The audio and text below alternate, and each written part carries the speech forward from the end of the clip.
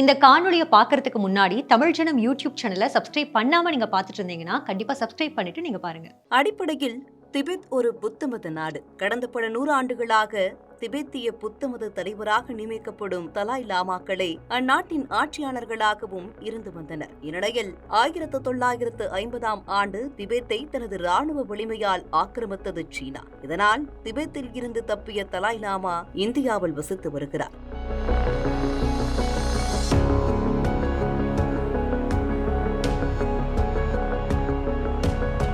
கடந்த 70 ஆண்டுகளாக திபெத் சீனர்கள் கட்டுப்பாட்டில் இருந்தாலும் திபெத்தியர்கள் தலாய் லாமாவையே தங்களுடைய தலைவராக கருதி வருகின்றனர். இதனால் திபெத்தியர்களை தொடர்ந்து கொடுமைப்படுத்தி வரும் சீனா பௌத்த மதத்திற்கு கடும் கட்டுப்பாடுகளை விதித்துள்ளது. தற்போது தலாய் லாமாவிற்கு வயது 90ஐ நெருங்கியுள்ளது. அவர் மரணமடையும் பட்சத்தில் அடுத்த தலாய் லாமாவை அறிவிக்கும் முடிவில் தீவிரமாக உள்ளது சீனா. காரணம், சீன ஆதரவு ஆளை தலாய் லாமாவாக அறிவிப்பதன் மூலம் திபெத்தின் மீதான பிடியை இறுக்குவதே அந்நாட்டின் நோக்கம். ஆனால் ஒரு சிக்கல், பொதுவாக ஒரு தலாய் லாமா மறையும் போது அவரே மறுபிறவி எடுத்து மீண்டும் வருவார் என்பது திபெத்தியர்கள் நம்பிக்கை. எனவே தான் மறையும் பட்சத்தில் அடுத்த தலாய் லாமாவை கண்டுபிடிக்கும் பொறுப்பை போச்சாங் அறக்கட்டளைக்கு உள்ளதாக தற்போது அறிவித்துள்ளார் தலாய் லாமா. இதற்கு உலகம் முழுவதும் உள்ள திபெத்தியர்கள் ஆதரவு தெரிவித்துள்ளனர்.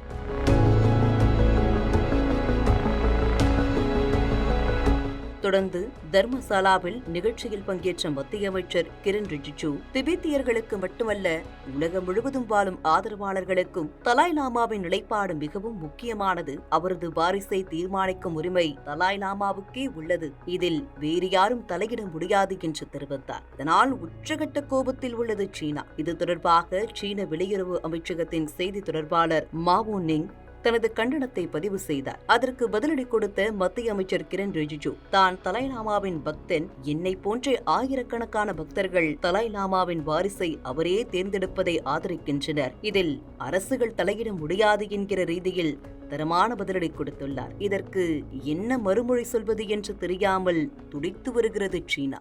இது மாதிரி பல சுவாரஸ்யமான தகவல்களை பார்க்கணும்னா தமிழ் ஜனம் யூடியூப் சேனலை சப்ஸ்கிரைப் பண்ணுங்க.